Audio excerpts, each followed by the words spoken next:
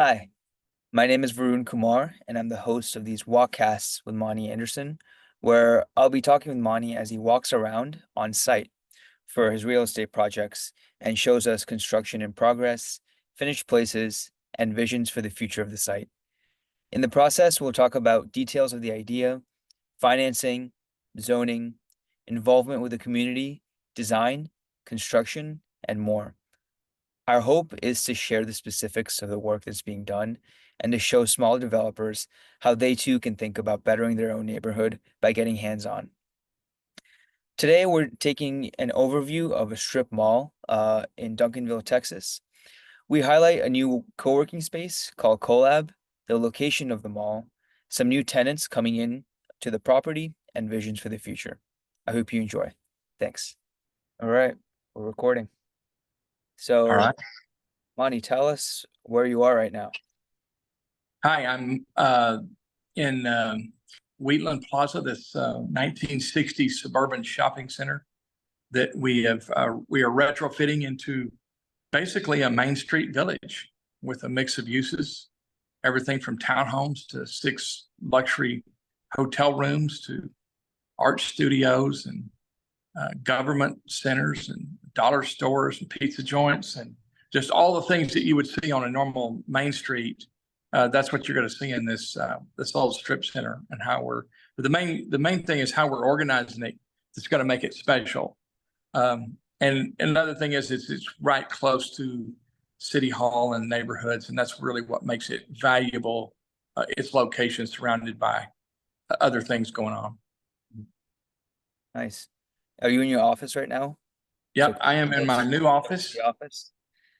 Yeah, I am in my new office here, created in this shopping center. So I am connected to what we'll look at in a minute is our co-working facility called Collab, Duncanville. And yeah, we're in Duncanville, Texas. But yeah, I'm right here. You can kind of see behind me, it's kind of a contemporary, still kind of rough, lots of wood, concrete and steel, but we'll see more of it in a minute. And Collab is the first thing to be finished in the strip mall. Is that correct? Oh, no, there's been probably 6 or 7, 8 other businesses that were moved in before Collab. And so this was a good ways down the road before we got started. The idea was when you take an old shopping center that was as bad as this one, it needed roofs, it needed air conditioning, plumbing, it was full of asbestos, full of really low-end tenants paying like $6, $7 a square foot, which you need $20 and $25 a square foot today to make the numbers work.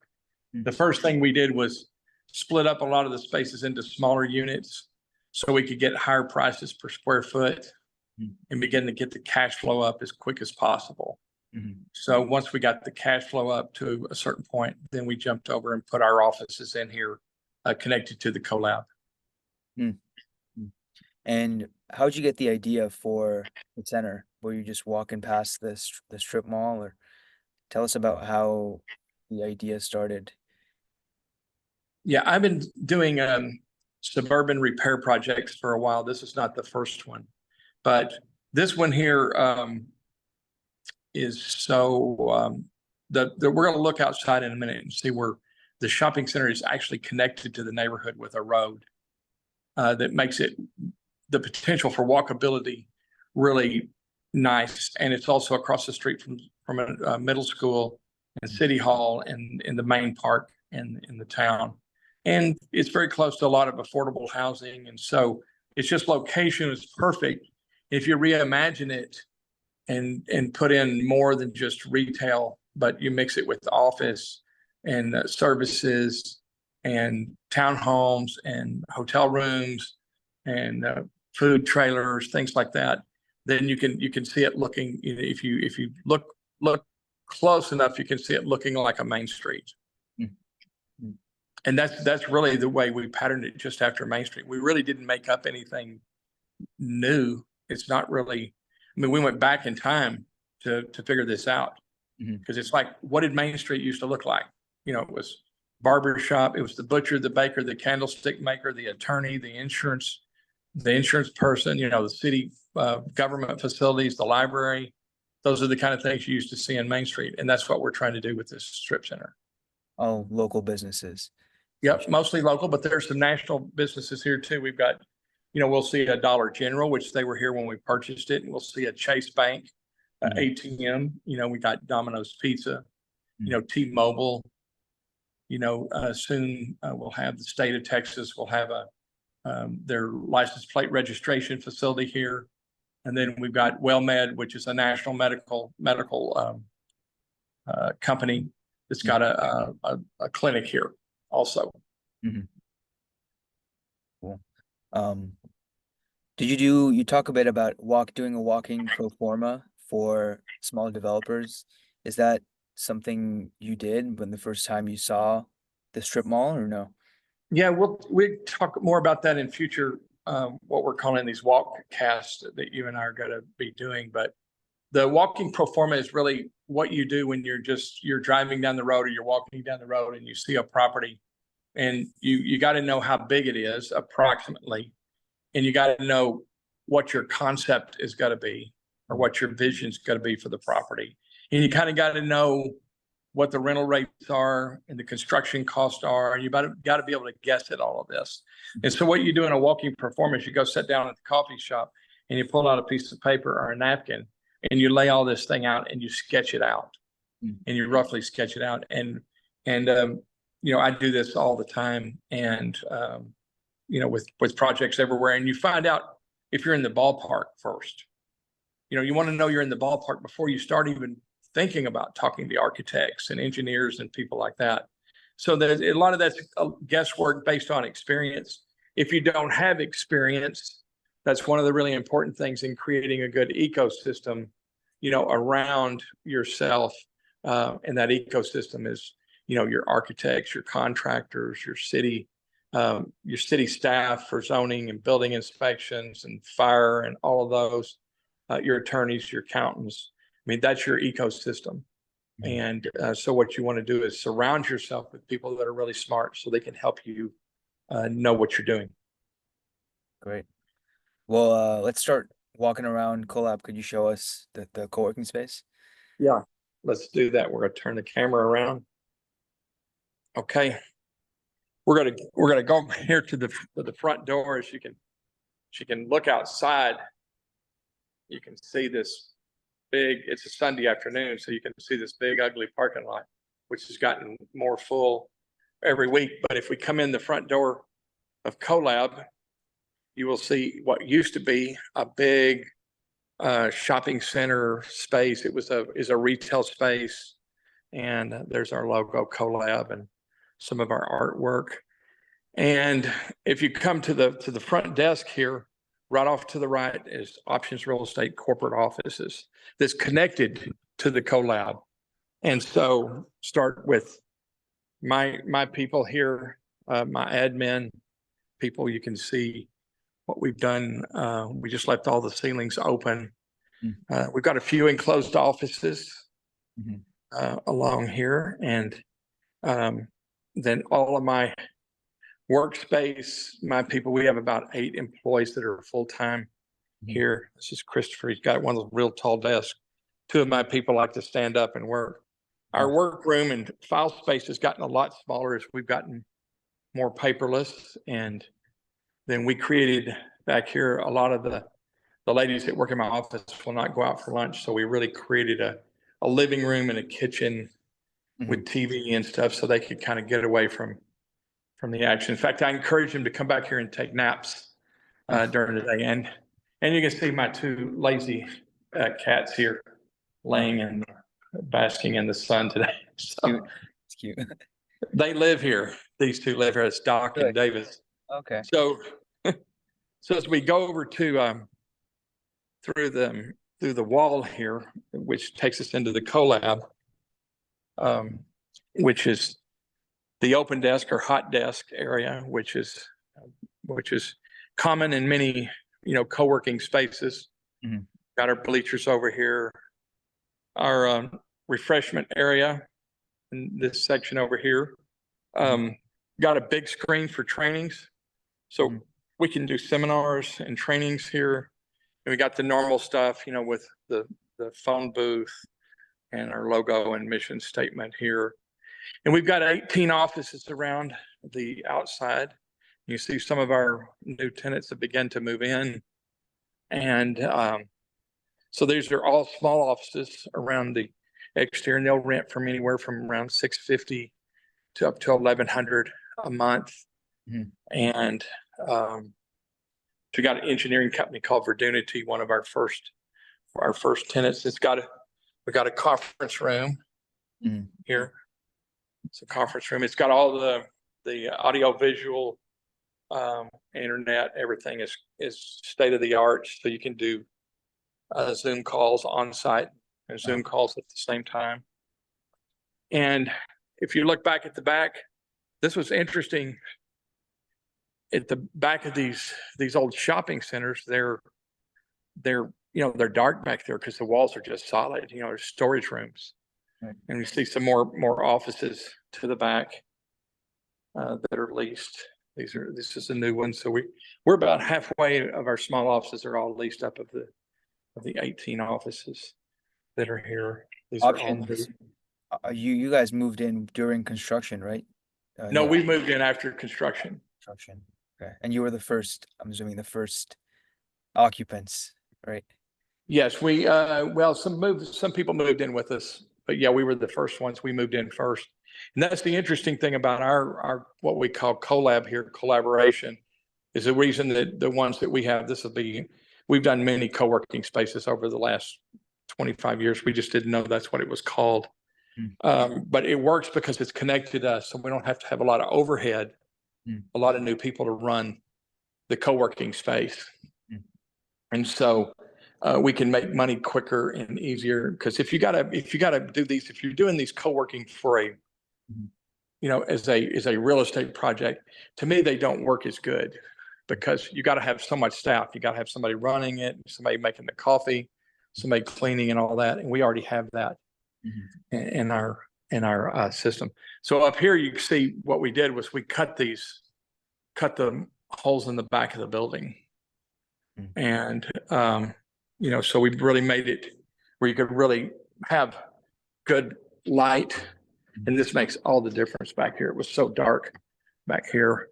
And then these were decks that were back here. These were storage units in the back of the property, up where they could stack boxes up here. And so we just turned this into another little common area room for having conferences and things like that, except it's more like a living room. And this gives you a good view of the whole operation from up here. A lot of the units are open ceiling, and some of them have closed ceiling. We put all the insulation on top of the roof, so you could just run big 3-phase air conditioning units into the space. It's all wired for internet, very efficient, very inexpensive to operate, and it's already close to making money. So that's, we always say the most important thing is making money. Doing good is equal. Even restrooms and things like that, we don't scrimp on those things. We've learned over the years to really make that kind of stuff look good. And so everything here, we always put a lot of art, even painted art on our walls and stuff. So those kind of things. Suites, we use graphic designers and people. We use people that there's our roofer that's here. We've got a solar panel company that's here. This is a lady that does auto titles, solar panels. So you can see over time, the market will decide what's best for this space. We conceptualize and we think about a lot of people here being involved in the real estate industry: engineers, architects, realtors, graphic designers, web designers, anybody that's in the business of real estate. But in the meantime, we still got to fill the space up. Mhm. So if somebody wants to do auto titles in here, they're not title loan people, but then we will lease space to them. Mhm. So let's see. I want to walk outside. How is this looking? Yeah. Can Yeah, you so see good? yeah, the space Right. looks really nice now. Yeah, I'm curious to see the actual strip mall, but I can see yeah, I can see everything. Yeah, let's just take a look around out here. I'm just going to turn a little bit, and you can just see this massive parking lot. Yeah. This is crazy. I I mean, mean, that's like 80% parking lot, basically. oh yeah, there's 7 acres here, and there's just a few trees out here, and there was no permeable spaces. Mm. Uh, it's an asphalt lot.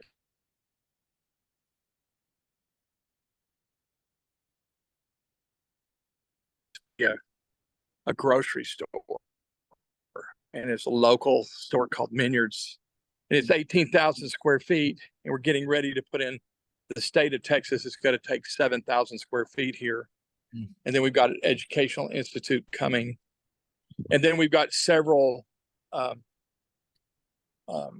artists, not artists, restaurants, spaces coming that'll be small. They'll be I say small, they'll be a big restaurant space for us.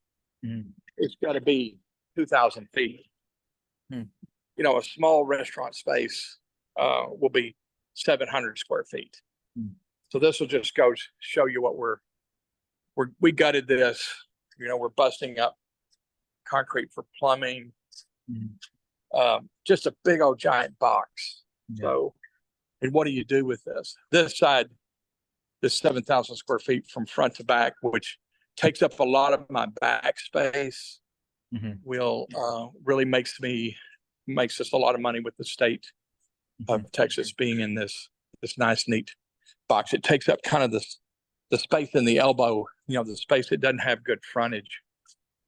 And so it takes up that space. And so we'll see more of this as time goes on. Go back. And then let's just walk out here to the street and start from the street, because it's pretty ugly. But the good thing about this is it can be fixed. Mm. So you can see the road here. It's really not that much traffic. Mhm. And look, here's the front of the building. Here is the front of the grocery store. Mhm. And there's no storefronts here, facing the street. And when we get through, this will all be cut up with storefronts and smaller occupants. Mm. And as we get out here to the street, this is crazy here. This is a 6-lane road that at the most might need 4 lanes. Mm. There's just not enough traffic count. I think the highest traffic count here is about 16,000 cars a day. Mhm. But you can see the school across the street, and in the background is the city park. Mm. And look at these wide sidewalks.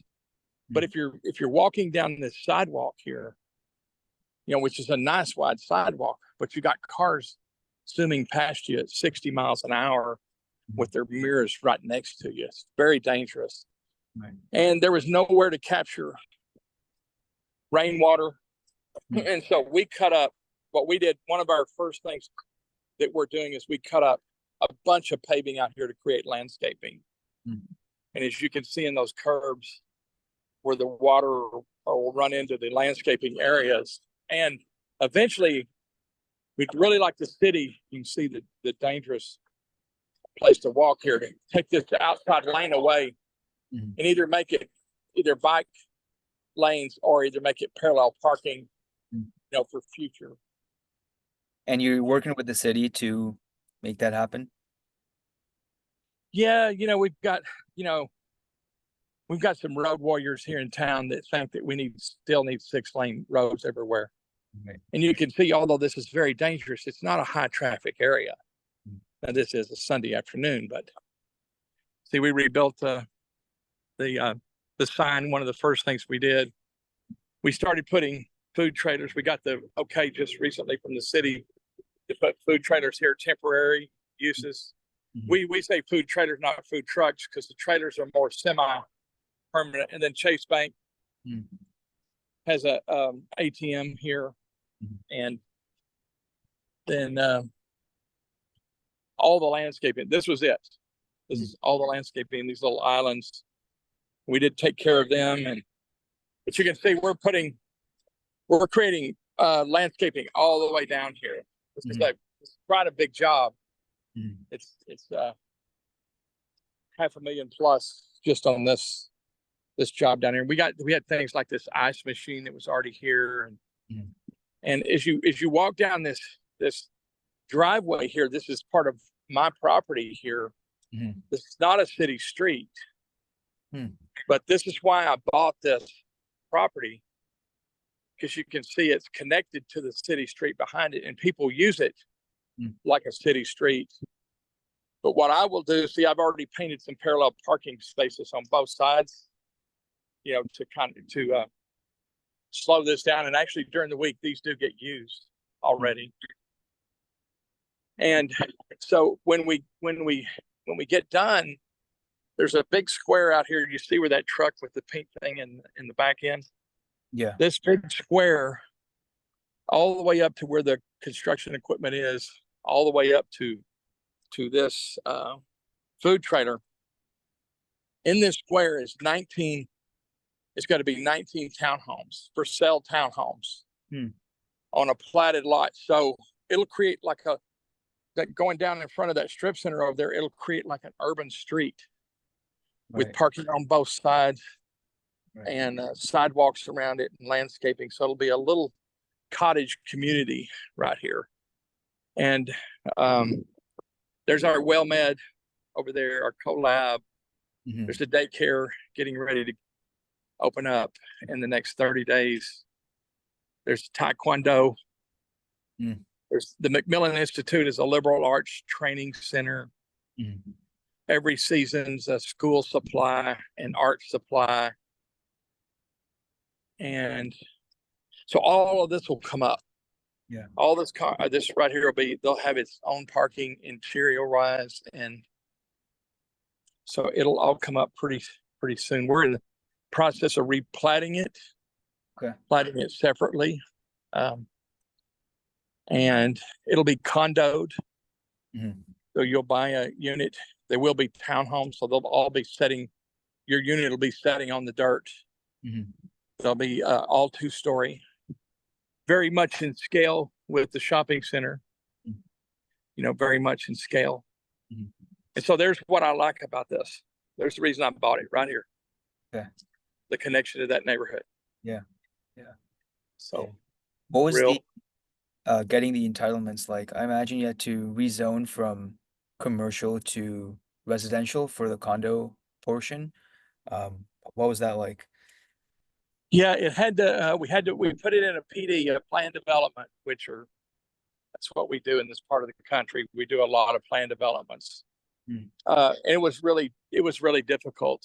Had several meetings with before I even bought it. We had several meetings with the neighborhood, with the city leaders, and went on for several months. And by the time we did get to planning and zoning and city council, it was pretty easy, because we had already negotiated everything. And so what we did was we kept the retail zoning base overlay, and we just added things to it. The townhomes, the hotel, I'll show you in a minute. Hotel. And so it was long. It took a long time, but it was not that bad. Here's some of our new tenants. The laundry was already here. It's pretty busy on the weekends. The driving school. There's a tattoo and art studio. There's a cafe open at breakfast and lunch. There's a braiding company over here that hadn't put their sign up. Pet store. Here's praline candy. Another hair salon. Balloon bouquets. We got a couple of vacant spaces that are in the process of being leased. There's our Dollar General. I'm not crazy about Dollar General and these dollar stores. But in the meantime, while we're retrofitting this, they do serve a purpose. They do create a lot of traffic. Let's see, you asked about the zoning. I think I answering that. Also, the entitlements were not just zoning, but the Duncanville Economic Development Corporation did contribute $1.5 million to this in a grant to this project here. With that, and with the certain conditions that I would do certain things. There's Big Mike's Barber and Salon. We have a lot of personal services. They're a legendary company. They've been here for like probably at least 25 years. They were here. T-Mobile. So see, we're mixing the local entrepreneurs with national credit type franchise tenants. That helps us get our financing. You can see we've got Domino's Pizza. We've got a donut store down here. We've got a snow cone space. We cut up these little bitty spaces. These two little bitty spaces you see there at 408 and 407. Those were actually storage rooms for the T-Mobile. And so we made the T-Mobile smaller, and then we created two little 400 square foot spaces. And so that's worked really well. And there's the donuts and Domino's Pizza. And right across the street, you'll see the city hall. You can't see it really well, but city parks, basketball, water park, outdoor concerts, things like that. It's a very active park. This is where all the 4th of July activities, those kind of things happen. So this is the center of town, and it's connected through the City Hall Park to Main Street. And so yeah, it's. Do you want to talk a bit about the financing? Right now, you mentioned a 1.5 million grant from the Development Foundation, right? Right. The Development Corporation, yes. We financing the property is pretty what I would say conventional. We went to the bank, got a loan. We got a grant from the DCEDC, the Economic Development Corporation. Then we put up. I have one partner. He and I put up the cash it took to bridge the gap in a phase one, if you will. It's a phase one financing, and that got us to where we're at today. We're in the process of going to phase two financing as we speak, which will finish the project. We didn't borrow enough money in the beginning, and so we're going back to borrow more money, but we've got more tenants and we've got more income, so we can get a higher appraisal. And then we're also getting the financing for the townhomes. So we'll plat the townhome sites separately, and so it'll be financed by a separate bank. So we've and these will be very conventional. Like we'll put up equity, and then we'll get bank loan financing. And equity wise, we've got to put up about 35% cash equity these days. 35%, maybe even a little bit more, because I'm contributing at this point all my leasing and development and property management fees for the time being. So, and that's real cash because I do all my own leasing, property management, and construction. And so, yeah, I'll be putting up. So it's very, very conventional financing scenario with local commercial banks. We don't have any tax abatement or anything like that. Started off as a $3 million project. On the tax rolls, we paid more than that for it.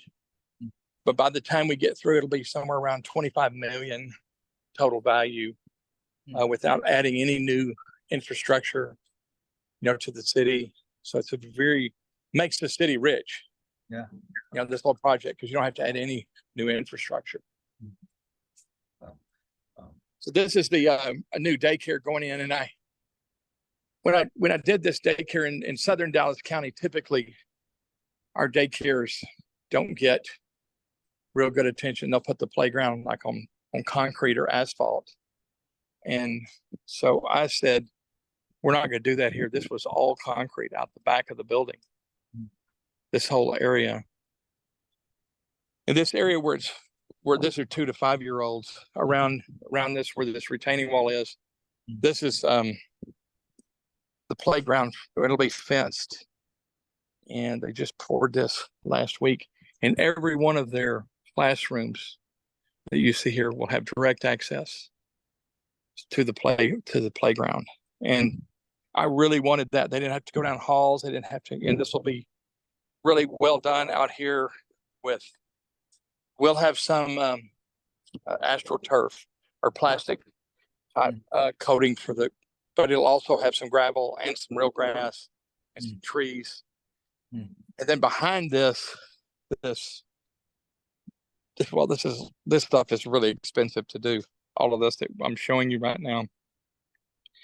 This gets so this will be a garden area back here with trees and just turf.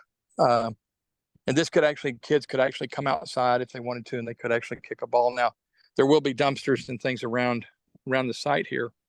But going in this wall right here, this blank wall, this is behind my office. This is space that we left off. This is going to be 6 hotel rooms.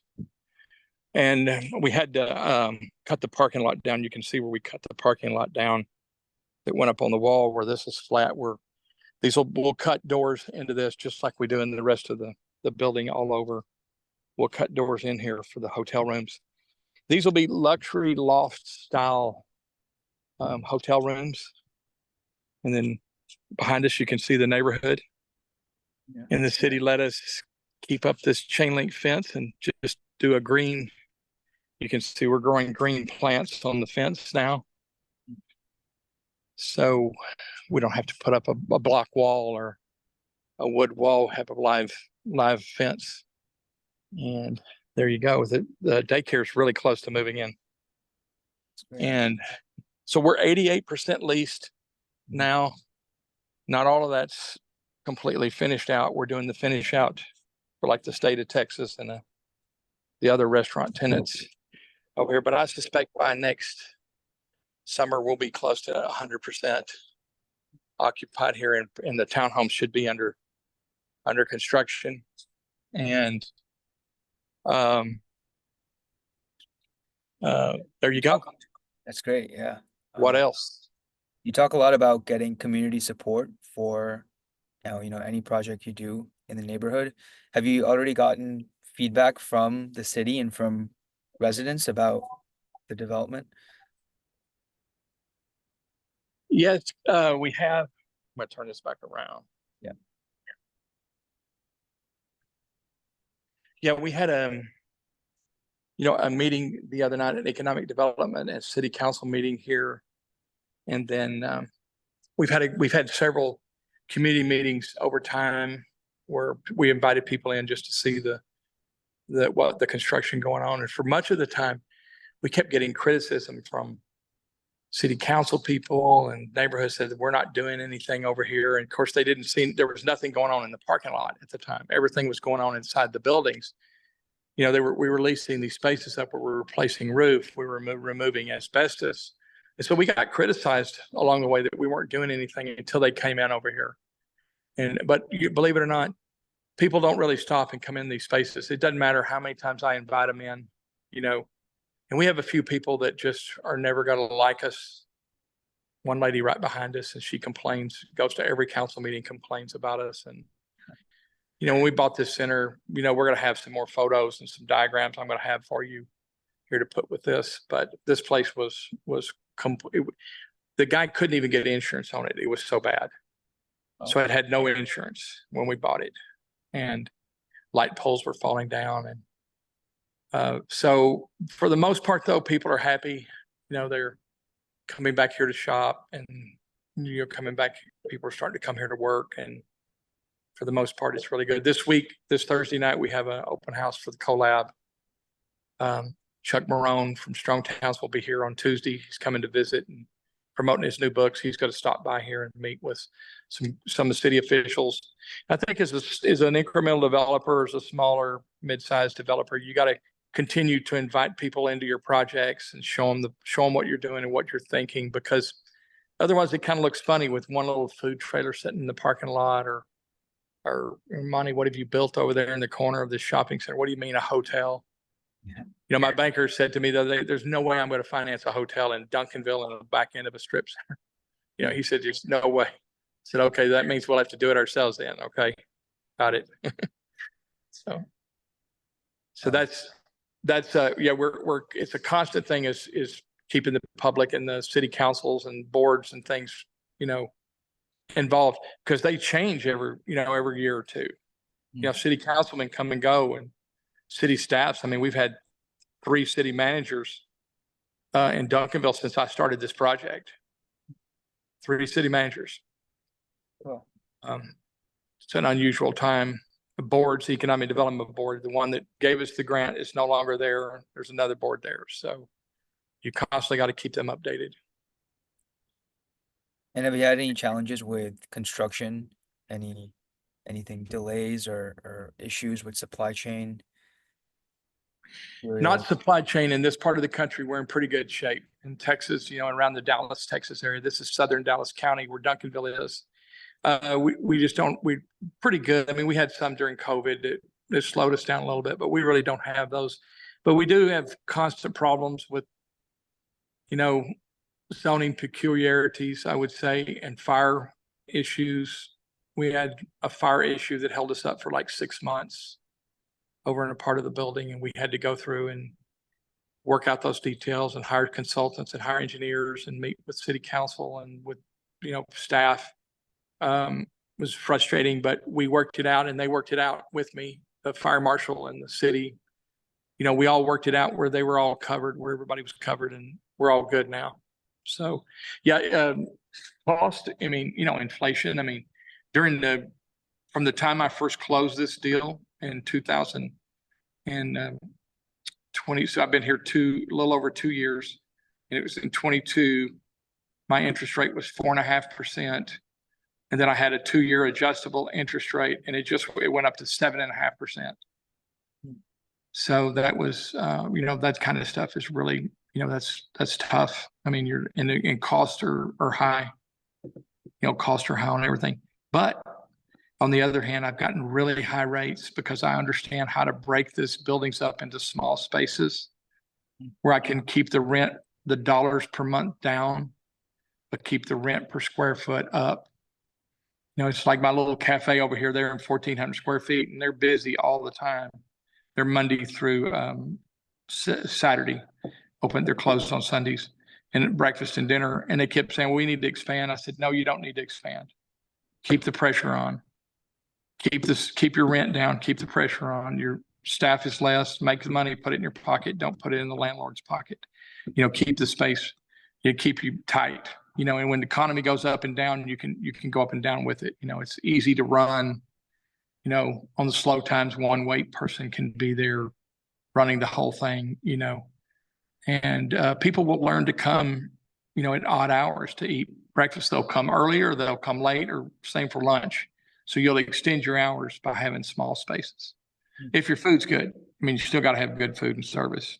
Make that happen. But, I usually, what I do is look at a space or a community and say, what can they afford in this community? Say they can afford $1,000 a month. Then I figure out, based on $1,000 a month, I need to get $25 a square foot. 1,000 a month times 12 months is 12,000 a year divided by $25 a square foot. That means I can give them around 700 square feet. So that's how I figure, generally speaking, that's how I figure up how do you meet the market, at the same time do what the developer needs, without a lot of fancy footwork. Well, that was great. I mean, anything else you want to share about the development? What's what's next for the next year? You said condos are going to start construction soon, daycare is moving in. Yeah. Have you had any challenges finding tenants, or what's your process for finding tenants? I'm having trouble, everybody in these small towns and everywhere in the country needs, wants more restaurants and more fun things to do and things like that. And so that is a challenge to find in this end of the county, to find really high quality, and I don't mean expensive, but high quality, legendary type small entrepreneur restaurateurs. That is a challenge. And so that's why you didn't see any new restaurants over here, except for the diner over there. And it's actually an old restaurant. We just revitalized it. But yeah, that's been a challenge. It's not a challenge finding hair salons and, barbershops. And, there's plenty of those. To get the art studio down here was tough. They didn't really want to come down here. They were up in Dallas, but we built them out a really great place and they came. Getting the co-working space filled up is, I expect, my other project, Tyler Station up in Oak Cliff or up in southern Dallas, I always forget how hard it was in the beginning to lease it up, but I expect to lease this stuff up in a day, and it takes longer than that. And so, getting the right tenants in here, curating the right people, not just taking any tenant that comes along. You want somebody that's got to match your vision, and they also will enhance the rest of the shopping center. So one new tenant coming in should enhance the whole shopping center, or we shouldn't put them in. We spend a lot of time saying no to a lot of occupants. In fact, we decided against an event space here. The only event space we have is in Collab, where you can have more business events. But we decided against, there were so many event spaces around the community. And every time a developer has empty space, they think of event space, because it's big and bulky and get somebody to come in and have a party. But yeah, the challenge of good quality credit tenants with unique, legendary products or services is a challenge down here, but they are here. And the more you cultivate that, that market, the more you'll attract people. In fact, with our Collab open house this week, we have an art show, a digital photography art show that will give away prize money and that kind of thing for the winter.